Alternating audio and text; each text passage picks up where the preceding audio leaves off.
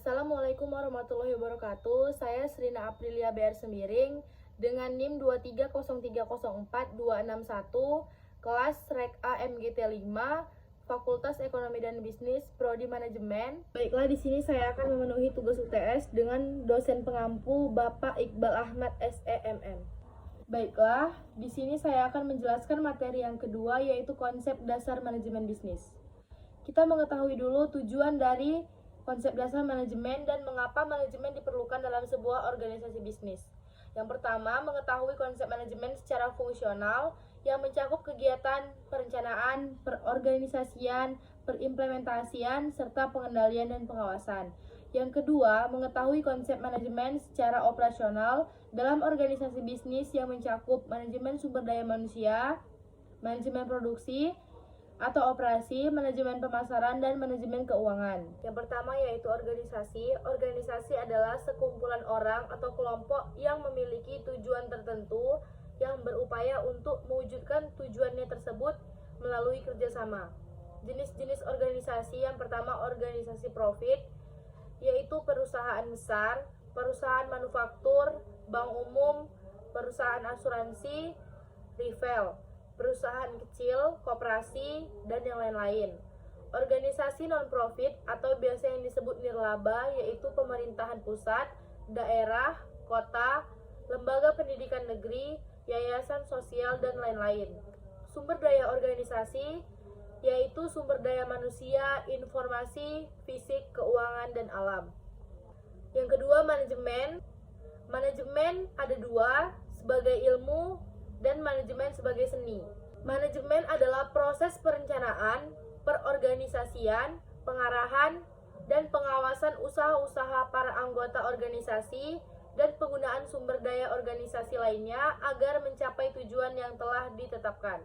Fungsi-fungsi manajemen yang pertama yaitu fungsi perencanaan, proses yang menyangkut upaya yang dilakukan untuk mengantisipasi kecenderungan di masa yang akan datang dan penentuan strategi dan taktik yang tepat untuk mewujudkan target dan tujuan organisasi.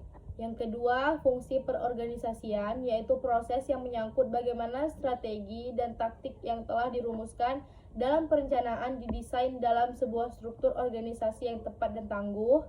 Ketiga, yaitu fungsi pengarahan dan implementasi.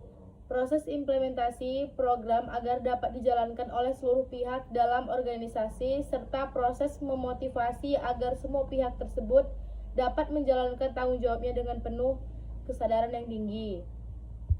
Keempat, yaitu fungsi pengawasan dan pengendalian, proses yang dilakukan untuk memastikan seluruh rangkaian kegiatan yang telah direncanakan, diorganisasikan, dan diimplementasikan dapat berjalan sesuai dengan target yang diharapkan, sekalipun berbagai perubahan terjadi dalam lingkungan dunia bisnis yang dihadapi. Ada juga fungsi operasional manajemen. Yang pertama, sumber daya manusia. Sumber daya manusia adalah penerapan manajemen berdasarkan fungsinya untuk memperoleh sumber daya manusia yang terbaik bagi bisnis yang kita jalankan. Yang kedua adalah manajemen pemasaran, yaitu kegiatan manajemen yang berdasarkan fungsinya yang pada intinya berusaha untuk mengidentifikasi apa sesungguhnya yang dibutuhkan oleh konsumen. Yang ketiga ada manajemen produksi, yaitu penerapan manajemen berdasarkan fungsinya untuk menghasilkan produk yang sesuai dengan standar yang ditetapkan berdasarkan keinginan konsumen. Selanjutnya manajemen informasi, yaitu kegiatan manajemen berdasarkan fungsinya yang pada intinya berusaha memastikan bahwa bisnis yang dijalankan tetap mampu untuk terus bertahan dalam jangka panjang. Kesimpulan dari materi kedua, yaitu manajemen organisasi dibentuk sebagai pengaturan suatu kegiatan dan pembagian kerja untuk secara sistematis guna meningkatkan potensi, menetapkan dan mewujudkan tujuan, dan memajukan organisasi sehingga dapat berkelanjutan. Maka dari itu, manajemen organisasi perlu memperhatikan 4 aspek dalam pembentukannya, yaitu perencanaan, organisasi, pelaksanaan, pengawasan. Selanjutnya yaitu materi ketiga, manajer dalam kegiatan manajemen. Tujuan dari kita memahami materi ini yaitu pertama, mengetahui fungsi manajer sebagai orang yang menjalankan kegiatan manajemen. Yang kedua, mengetahui bahwa untuk dapat menjadi manajer yang baik diperlukan keahlian-keahlian manajemen. Yang ketiga, mengetahui tingkatan-tingkatan manajemen secara hierarkis beserta keahlian. Yang keempat, mengetahui bahwa manajemen berdasarkan teori dan pengalaman dapat dipandang sebagai sebuah seni sekaligus sains. Yang pertama, manajer. Manajer adalah orang yang melakukan kegiatan manajemen. Lebih lengkap lagi, manajer itu adalah individu yang bertanggung jawab secara langsung untuk memastikan kegiatan dalam sebuah organisasi dijalankan bersama para anggota dari organisasi tersebut. Keahlian manajemen, yang pertama ada keahlian teknis, keahlian berkomunikasi dan berinteraksi dengan masyarakat, keahlian konseptual, keahlian dalam pengambilan keputusan, dan keahlian dalam mengelola waktu. Keahlian tambahan bagi manajer ada dua, yaitu keahlian dalam memanajemen global, keahlian dalam hal teknologi. Ada tingkatan manajemen dalam bagian organisasi. Yang pertama, manajemen tingkat puncak, yaitu direktur dan wakil direktur. Manajemen tingkat menengah, ada manajer personalia, manajer produksi, manajer keuangan, dan manajer pemasaran. Manajemen tingkat pertama atau supervisi, ada supervisi kelompok B dan supervisi kelompok A. Manajemen non-supervisi atau pelaksana teknis, ada pegawai teknis atau buruh. Kesimpulan dari materi ketiga, yaitu manajer adalah orang yang menjalankan kegiatan manajemen dalam berbagai jenis organisasi. Istilah manajer dapat direpresentasikan oleh istilah lain seperti presiden, ketua, wakil presiden, wakil ketua. Beberapa keahlian diperlukan agar para manajer dapat menjalankan fungsi-fungsi manajemennya dengan baik. Keahlian-keahlian tersebut diantaranya adalah keahlian teknis, konseptual, berkomunikasi dan berinteraksi, mengambil keputusan, dan pengaturan waktu.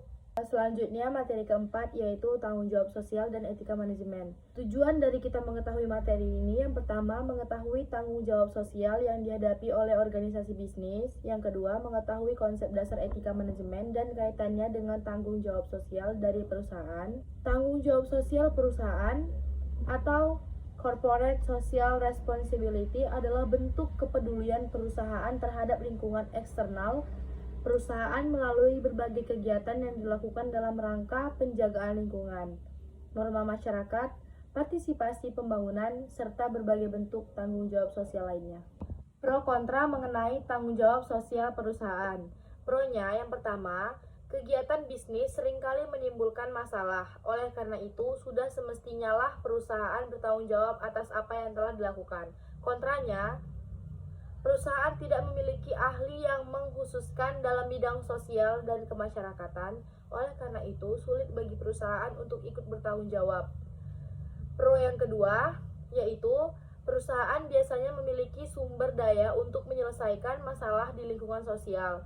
Kontranya, akan banyak terdapat konflik kepentingan di masyarakat jika perusahaan terlibat dalam aktivitas sosial. Strategi pengelolaan tanggung jawab sosial perusahaan.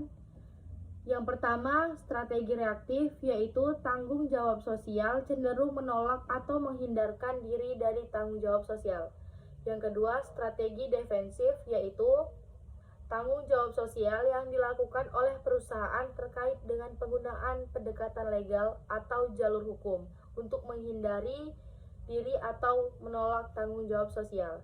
Yang ketiga, strategi akomodatif, yaitu tanggung jawab sosial yang dijalankan perusahaan dikarenakan adanya tuntutan dari masyarakat sekitar akan hal tersebut. Yang keempat, yaitu strategi proaktif, yaitu tanggung jawab sosial adalah bagian dari tanggung jawab untuk memuaskan stakeholder. Jika stakeholder terpuaskan, maka citra positif terhadap perusahaan akan terbangun. Manfaat-manfaat tanggung jawab sosial perusahaan ada 3. Yang pertama, manfaat bagi perusahaan, manfaat bagi masyarakat, dan manfaat bagi pemerintah. Dimensi etika dalam manajemen. Etika adalah pandangan, keyakinan, dan nilai akan sesuatu yang baik dan buruk atau benar dan salah.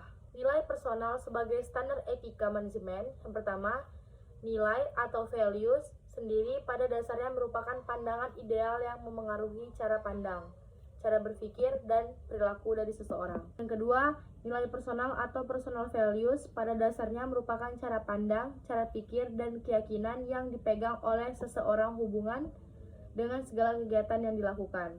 Nilai personal terdiri dari nilai terminal dan nilai instrumental. Penelitian empiris mengenai nilai terminal dan nilai instrumental. Yang pertama, responden dari 220 manajer beranggapan bahwa nilai-nilai terminal yang perlu untuk dimiliki yang pertama kejujuran, tanggung jawab, kapabilitas, ambisi, dan independensi. Yang kedua, responden dari 220 manajer beranggapan bahwa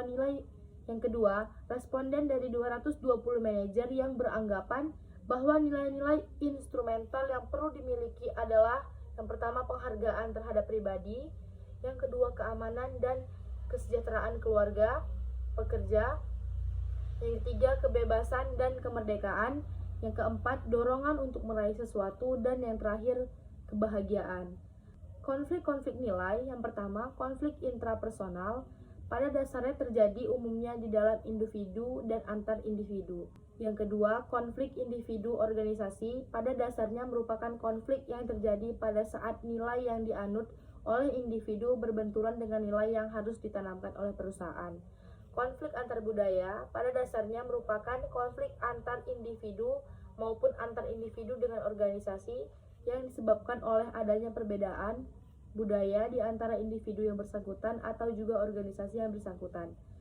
Berbagai isu seputar etika manajemen, yaitu penggunaan obat-obat terlarang, pencurian oleh para pekerja atau korupsi, konflik kepentingan, polusi lingkungan, pemecatan tenaga kerja, dan yang lain-lainnya. Yang terakhir, ada upaya perwujudan dan peningkatan etika manajemen. Yang pertama ada pelatihan etika, ada advokasi etika, ada kode etik, dan ada keterlibatan publik dalam etika manajemen perusahaan.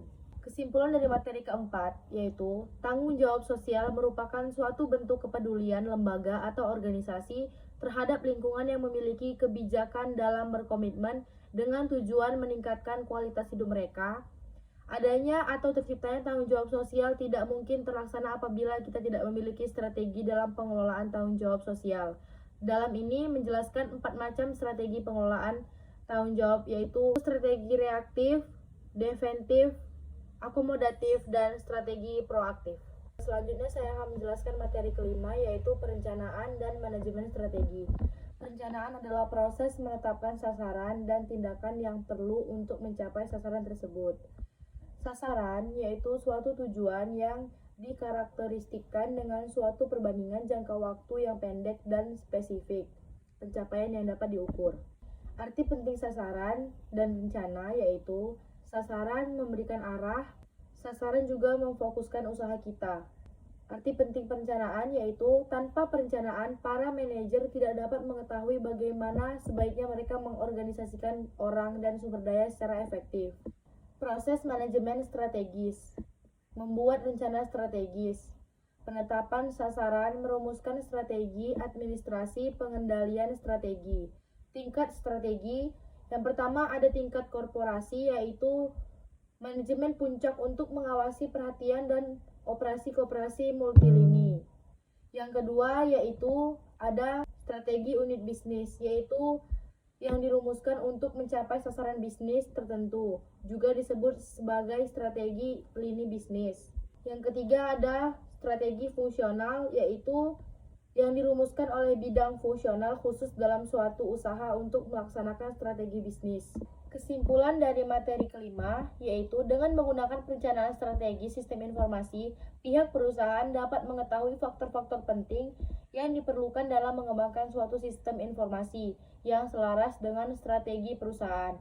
Faktor-faktor penting tersebut dapat dilihat dari hasil analisa top-down clarification yang penulis lakukan terhadap strategi dan model bisnis perusahaan. Faktor-faktor penting yang telah diidentifikasikan adalah visi, misi, fungsi unit organisasi, subjek data, tujuan, dan permasalahan, serta faktor sukses kritis perusahaan. Baiklah, selanjutnya materi yang keenam, yaitu mendirikan dan memperbaharui organisasi.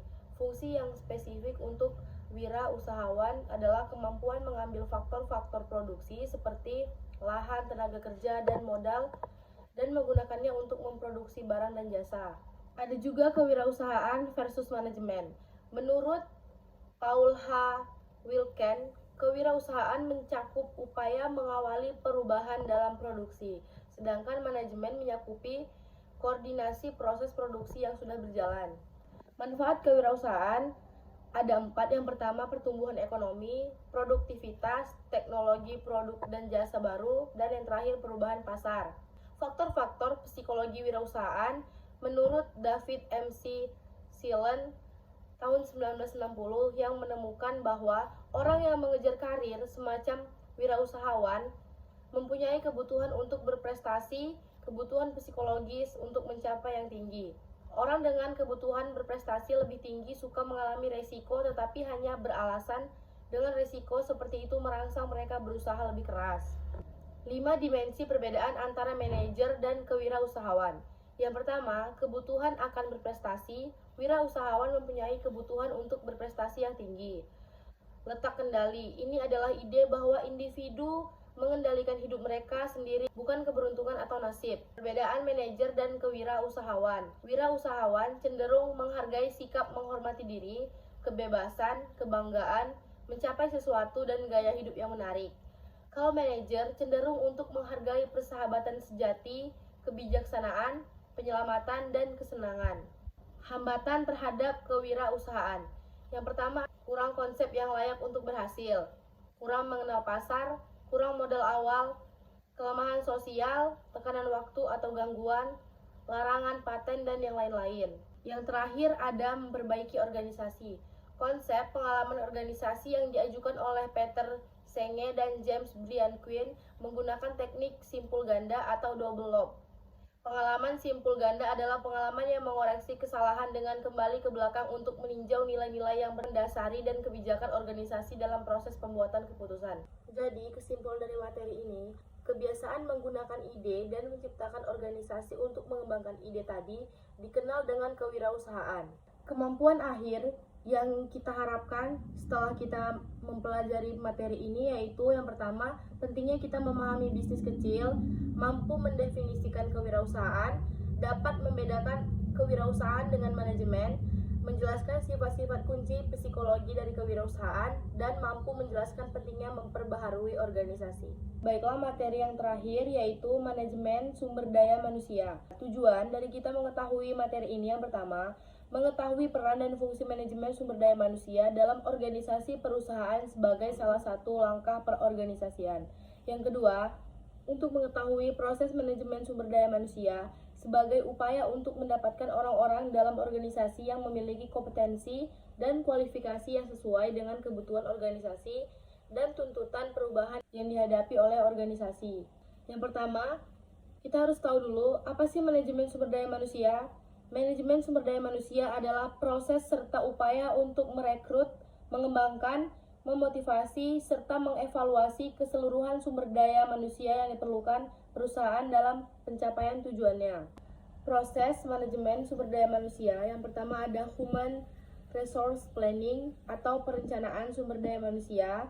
Ini adalah perencanaan strategis untuk mendapatkan dan memelihara kualifikasi sumber daya manusia yang diperlukan bagi organisasi perusahaan dalam mencapai tujuan perusahaan. Langkah-langkah perencanaannya. Yang pertama, representasi dan refleksi dari rencana strategis perusahaan. Yang kedua yaitu analisa dari kualifikasi tugas yang akan diemban oleh tenaga kerja. Yang ketiga, analisa ketersediaan tenaga kerja. Yang keempat, melakukan tindakan inisiatif. Yang kelima, evaluasi dan modifikasi tindakan. Proses yang kedua yaitu personal procurement atau penyediaan tenaga kerja. Yang pertama, rekrutmen, upaya perusahaan untuk mendapatkan tenaga kerja yang diperlukan sesuai dengan kualifikasi yang telah ditetapkan. Yang kedua, seleksi, penentuan tenaga kerja dari jumlah calon tenaga kerja yang akan digunakan perusahaan dalam proses rekrutmen. Jenis-jenis rekrutmen. Yang pertama ada rekrutmen internal, yaitu proses untuk mendapatkan tenaga kerja atau SDM yang dibutuhkan dengan mempertimbangkan tenaga kerja yang sudah ada. Yang kedua, ada rekrutmen eksternal, yaitu perusahaan mendapatkan tenaga kerja atau SDM yang akan ditempatkan pada suatu jabatan tertentu dengan memperolehnya dari luar perusahaan. Tahap seleksi tenaga kerja, yang pertama seleksi administrasi, seleksi kualifikasi, dan seleksi sikap dan perilaku. Proses yang ketiga yaitu development atau pengembangan SDM. Yang pertama ada on the job training. Di situ ada coaching, planet progression, job rotation, temporary tax, performance appraisal programs. Dan ada yang kedua, off the job training, yaitu ada executive development programs, laboratory training, organizational development. Proses yang keempat ada personal maintenance atau pemeliharaan tenaga kerja. Yang pertama ada kompensasi, yaitu penghargaan yang diberikan perusahaan sebagai balasan.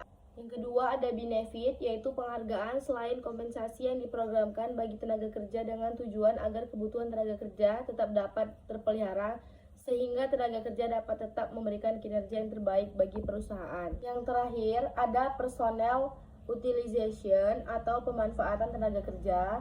Di sini yang pertama ada promosi, yaitu proses pemindahan tenaga kerja ke posisi yang lebih tinggi secara struktural. Yang kedua ada demosi, yaitu penurunan tenaga kerja kepada bagian kerja yang lebih rendah yang biasanya disebabkan karena adanya penurunan kualitas tenaga kerja.